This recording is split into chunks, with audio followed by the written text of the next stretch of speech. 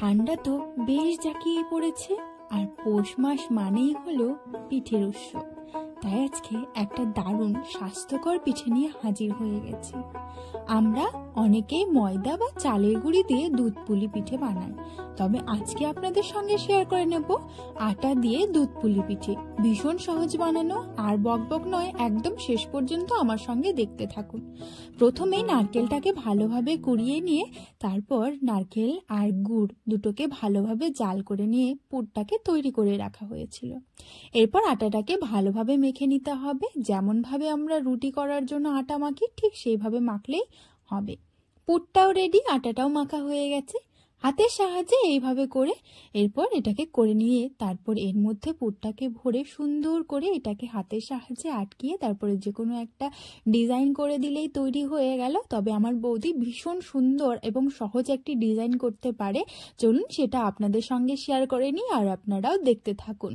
ডিজাইনটা দেখতেও কিন্তু ভীষণ ভালো লাগে আর খুব তাড়াতাড়ি বানানো হয়ে যায়, তাই আপনারা চাইলে এইভাবে করে নিতে পারেন।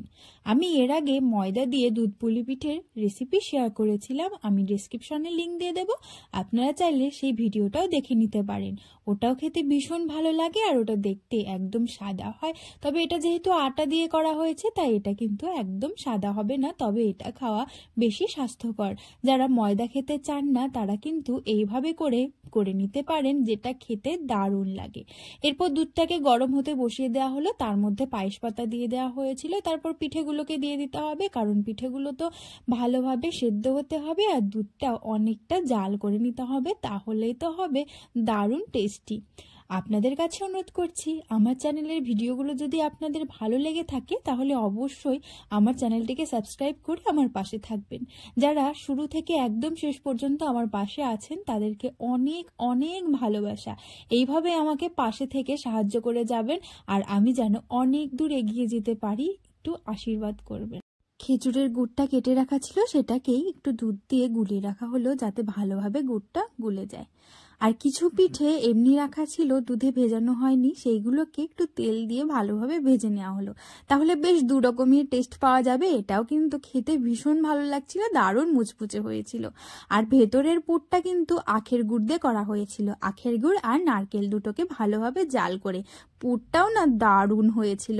দেখুন খেজুরের গুড়টাও বেশ ভালোভাবে একদম দুধের সঙ্গে গুলে গেছিল। তারপর এটাকে ভালো করে মিশিয়ে নেওয়া হলো।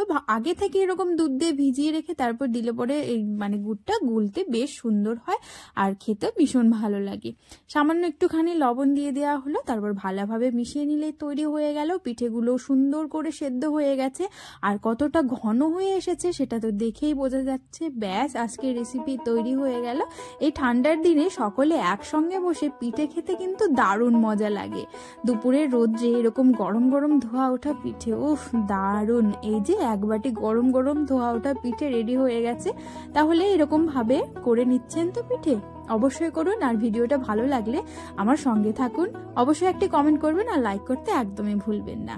আমার সাথে থাকুন, পাশে থাকুন। সকলে ভালো থাকবেন। অনেক অনেক